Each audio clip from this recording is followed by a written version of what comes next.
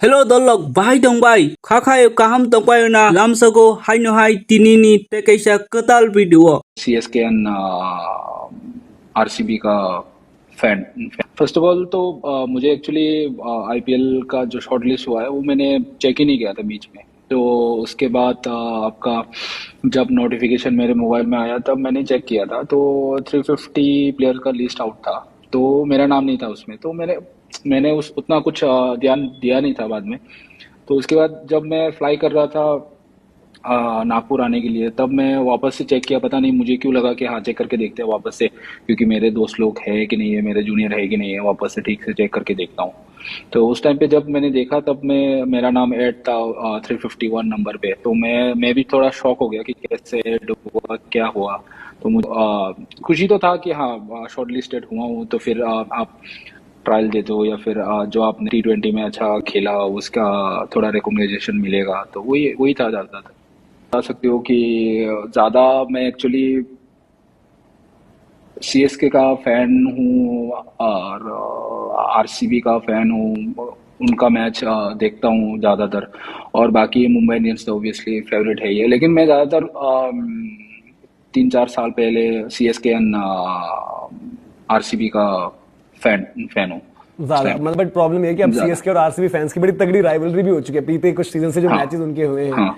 तो अगर मतलब ऑब्वियसली अभी आप ट्रायल्स वगैरह भी दे रहे हैं, एक ऐसी कोई फ्रेंचाइजी जो आप मतलब वैसे चाहें कि मैं रिप्रेजेंट करना चाहता हूँ, एक वो ड्रेसिंग रूम जहां पर ऑब्वियसली आप कोई सा भी आपको उसी तरीके से इम्ब्रेस करोगे, लेकिन एक रहता है कि भाई ये फ्रेंचाइजी मुझे मिले तो मैं चाहता हूँ वहां से खेलना।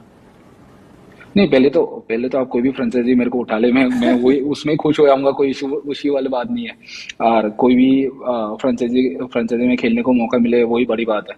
आप इतने साल से मेहनत करते आ रहे हो ऊपर लेवल खेलने के लिए, और कोई भी फ्रेंचाइजी आपको पिक कर ले, उनमें ड्रेसिंग रूम शेयर करने को मौका मिले इतने बड़े प्लेयर के साथ, तो वही बड़ी बात है मेरे लिए। ऑब्वियसली उतना ये नहीं है कि मेरे को इधर ही खेलना है उधर ही खेलना है, जो पिक कर ले मेरे को, और प्लस मुझे खेलने को मौका मिल जाए और ड्रेसिंग रूम शेयर करने को मिल जाए बड़े प्लेयर के साथ, उनका आइडिया कैसे वो लोग अप्रोच करते हैं गेम को, तो वही वही बड़ी बात है मेरे लिए। बाकी कोई सा भी टीम मेरे को पिक कर ले आईपीएल में, कोई इशू वाली बात नहीं है। मेरे को खेल बस यही है कि मेरे को खेलना है, खेलने का मौका मिल जाए, बस वही है। उससे पहले आरआर ने कांटेक्ट किया था। मैंने 2024 में आरआर के साथ था मैं।